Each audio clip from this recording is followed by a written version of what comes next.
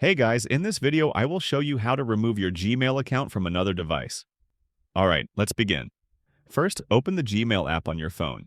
Make sure you are signed into the correct Google account you want to manage.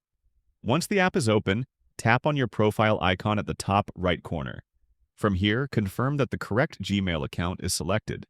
After that, tap on the profile icon again and select Manage your Google account.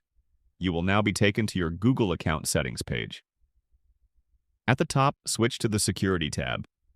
Scroll down until you find the option called Manage All Devices. Tap on it to continue.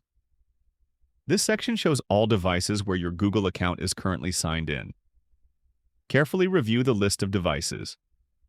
Select the device you want to remove your Gmail account from. Tap on that device, then choose the Sign Out option. Once you confirm, your Google account will be signed out from that device immediately, protecting your account and personal data. So that's basically how you can remove your Gmail account from another device. That's it for this video. Thanks.